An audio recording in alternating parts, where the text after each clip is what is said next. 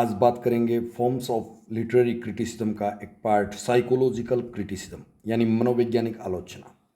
बहुत इंपॉर्टेंट है। Psychological criticism यानी कि मनोवैज्ञानिक आलोचना पात्रों को समझने की एक पद्धति है, न कि उनका निदान करने की। एक आलोचक यह समझने के लिए मनोवैज्ञानिक सिद्धांत का उपयोग करता है कि साहित्य के किसी भी कार्य में पात्र कैसे और क्यों व्यवहार करते हैं। मनोवैज्ञानिक आलोचना में एक आलोचक एक साहित्यिक कार्य को समझने और उसका मूल्यांकन करने के लिए एक सिद्धांत लागू करता है जिसे साहित्य के दायरे के बाहर एक मनोवैज्ञानिक, मनोचिकित्सक या मनोविश्लेषक द्वारा विकसित किया गया है। आधुनिक युग में मनोवैज्ञानिक आलोचना का प्रचलन रहा है। एब्रिल के अनुवाद जो कि फ्रायड 1910 में फ्राइड ने दिए थे ने किया है, और इंटरप्रिटेशन ऑफ ड्रीम्स 1912 के अनुवादों ने साहित्य और साहित्यिक आलोचना दोनों को बहुत प्रभावित किया है। फ्रायड ने मनुष्य और मानव स्वभाव की व्याख्या उसकी कामुक मजबूरियों और समाज द्वारा उस पर थोपे गए दमन के आधार पर की है। उनके लिए मनुष्य खलनायक नहीं बल्कि बीमार है। अचेतनता अपने आप में विविध अभिव्यक्तियों में है।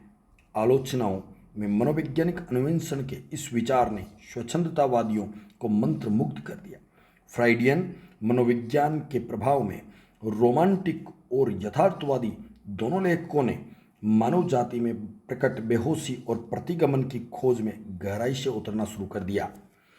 कलात्मक साहित्य पर मनोविज्ञान का प्रभाव एडलर की हीन भावना की अवधारणा और जंग के सामूहिक अचेतन के सिद्धांत द्वारा समेकित किया गया था। Virginia Woolf, Katherine Mansfield, Graham Greene, Dylan Thomas और जेम्स जॉयस अपने कार्यों में विभिन्न पात्रों के मनोविज्ञान के बारे में लिखते हैं।